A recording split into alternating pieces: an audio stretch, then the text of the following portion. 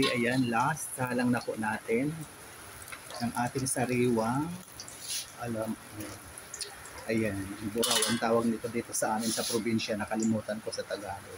At tayo ay mag-iskabitsi mga palangga.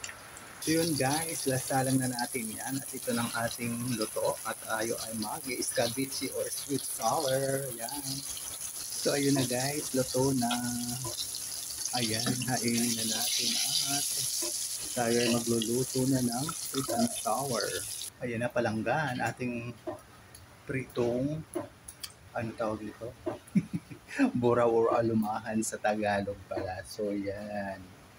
So ayun na guys, nakaready na ang ating lulutuing sweet and sour. Ayan po ang aking ingredients at yun ang aking sauce. Templado na yan. Nakamix na dyan ang tuyot soka, siyempre. Ayan ang ating isda. Tara na. So yun na guys, ang unang ingredients natin isang kotsa, siyempre ang luya para mag-golden brown. So yun na mga palangga. Yan. So ayun na guys, ilagay na natin ang ating isda at ang ating ingredients. May toppings na. Ilagay na natin ang sabaw. So ayun na mga palangga, ilagay ko ng aking sauce, ang ating sour. So yun, sweet and sour. So yan. Takpan muna natin para kumulo. So yun na guys, luto na ang ating yummy sweet and sour. Yan. Tara na, pwede na tayo maghapunan. Ready na ang hapagkainan. So yun mga palangga, luto na ang ating ulam, ang ating yummy na sweet and sour. Yan, requested by yan. Bagay sa maulan-ulan na panahon natin ngayon, kaya tara na. I-prepare ng hapagkainan at kakain na.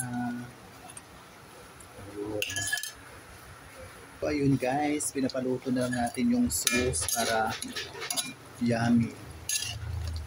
Para hindi siya mapanis agad. Yan. Kailangan luto ang sauce. Yan na po. Tara na muli mga palangga. Samahan niyo kami sa aming hapagkainan ng aking pamilya. Tayo na maghapunan sa malamig na panahon sa mga oras na ito ngayong gabi. Yan. Na maulan-ulan.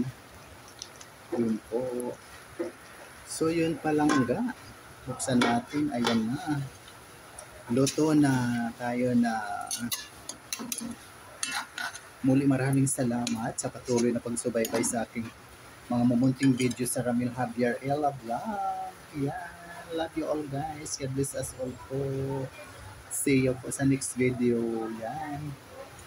Ang yummy kong sweet and sour dahil syempre pagmamahal ang ingredients dyan sa nagluluto. Yun. Bye! Love you all!